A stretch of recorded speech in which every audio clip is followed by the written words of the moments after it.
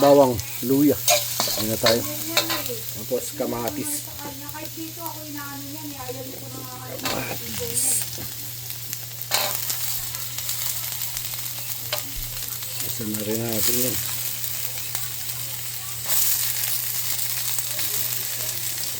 Maraming kamatis, mas masarap. Basta ito, binabad na natin yan. Binabad din natin sa kalamansi para mawala yung lansa.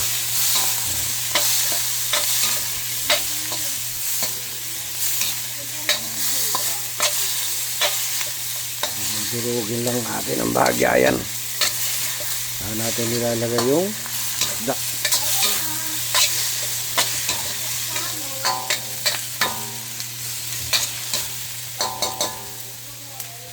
Nalagay din tayo ng asin.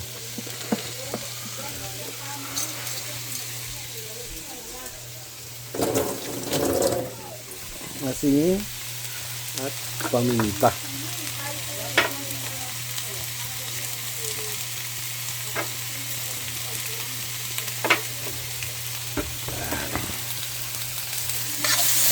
Para magtubig yung ano.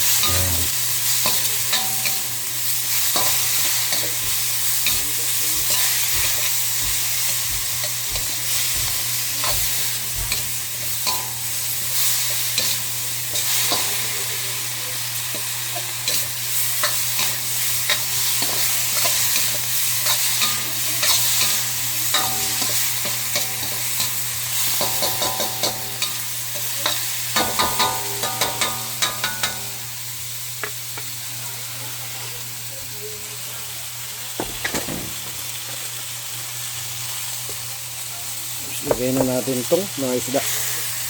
Napagpag lang natin para walang buto ng kalamansi.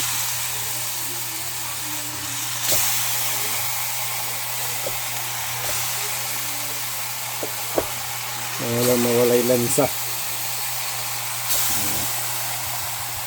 Tapos maglalagay tayo ng tubig.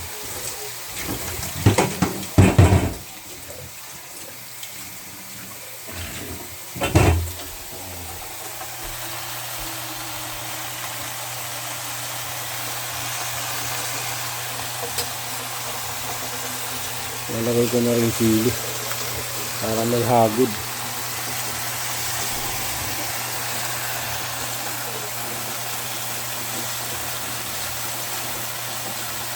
Lalagay tayo ng tubig. Tubig.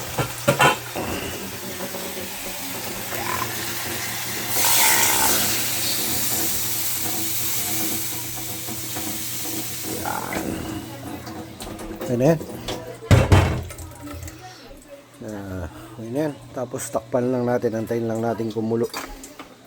Saan natin lalagay yung sinigang tsaka yung ating gulay. Lagay na natin yung sinigang. Ayan. Tapos pakukuloyin lang natin ang bahagya. Pag kulo, lalagay na natin yung gulay. Then tapos na. Ayan. Ayan lang natin.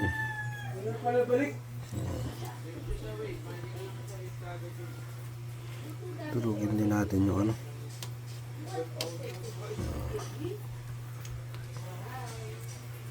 Tingnan natin titikman.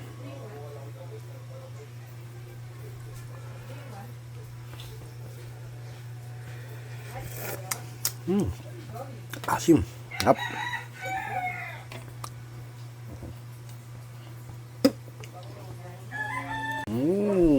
Kumukulo na. Ayan, kumukulo na. Lagay na natin yung ating gulay. Mustasa at kangkong. Ayan. Mustasa at kangkong. Yeah. Ayan, wala na. Tabunan na.